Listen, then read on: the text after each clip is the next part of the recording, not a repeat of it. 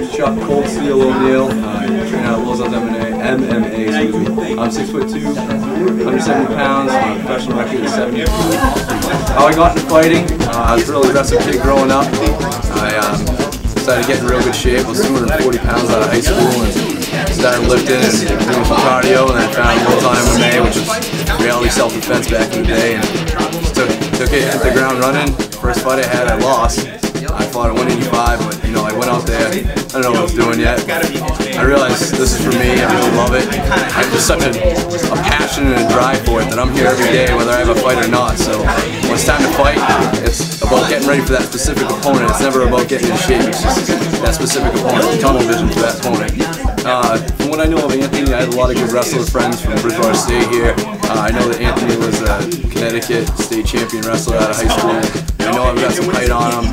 I know he doesn't cut too much weight, but he comes out like a bat out of hell in those fights. So he comes out to bang, he's ready to fight, and you know what, that's going to bring the best fight out of me, because when guys come to fight me, I'm going to come fight them even harder. So he's coming after my record and my progress in this sport. I'm not going to let that happen. So I envision coming out. I see that he likes to bang, even though I have the height on him. He'll probably try to stand with me for a little while, and then I'll realize I'm in business.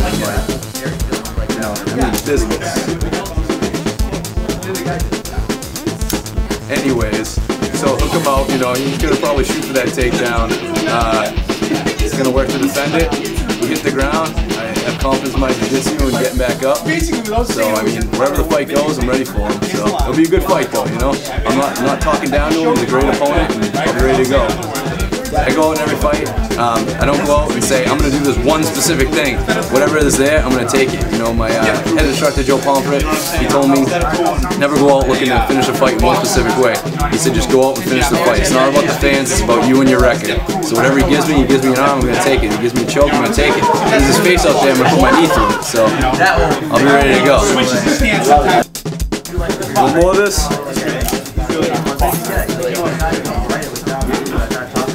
Yeah.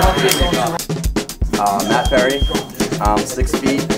I fight at 145. I walk around about 56, 57. Not that big of a 45er. 5-2. I had one amateur fight actually. That's so 1-0 amateur, 4-2 pro. I used to train at social sport fighting with those guys for a while. Met up with Joe Lozon over here and Greg Pomfret. Got real friendly with them and just kind of made the switch over here. Been here for about 4 years. Been training for 7 years. I've had a couple surgeries since then, man. A couple surgeries, a canceled fight, the teaching block. I'm an elementary school teacher. It's funny because like when I substitute for older grades, 7th graders and 8th graders, junior high kids, they say to me, hey, you look like Forrest Griffin. You have Forrest Griffin ears, you know? And they go, you fight, you do UFC, and I go, I don't know, I try to ignore it, but eventually they get to you, like, yeah, you do, and some of them YouTube your ass, and they find you. So if I saw you choke some guy out on the internet, it's like, okay, kid, I'm not trying to get fired here, you know? My earliest memories, I had my karate pants on, which, like, you know, you lose this pair of pants you had, like your sweatpants, and you run around the house shirtless in your sweatpants, and you kick stuff, you kick the light switches on and off. I still do that. But I would do all that, I'd do my stretches.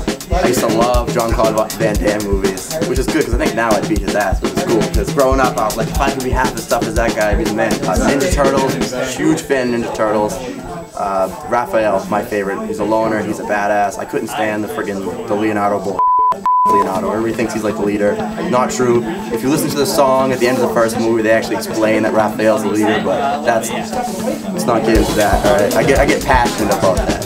I've seen him fight only once live. Trying to find video on him, I can't find that much. The one video I have of him is this kid hit a spinning back fist on him and knocked him out. Crazy. But it was like a 10-second clip, so it doesn't tell me much about him or anything. But I know about him. He's been around for a while. I hear about him, I read it. I know everybody's talked about him. I've seen his fight with, I got a real good look at him when he fought Robbie LaRue, who trains with us sometimes. He teaches wrestling here. So, and I have a good idea of how I do against Robbie and how he did against Barrington, and just kind of different style matchups. I feel pretty good about the way how I'll do against Barrington. Looks like a real strong kid. I can't really pin a strength on him.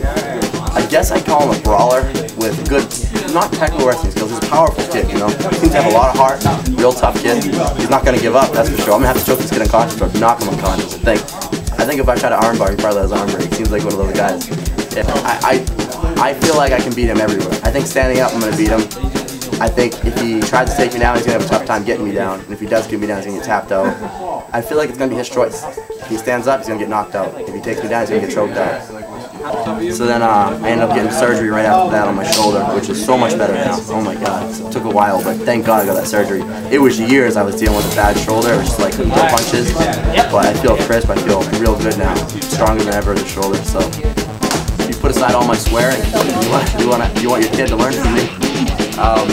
We got me and Greg Pomfret. We're both teachers. He's a middle school teacher. I'm an elementary teacher. So Pomfret is a vice principal in the middle school. We run this place. The three of us teach the kids, mostly me and Greg. But real good program. We're growing. We just started going to Naga tournaments. We did pretty well last time. It's not too expensive either. Real good program you can get into. And Team Aggression, Lombardo, come on down anytime.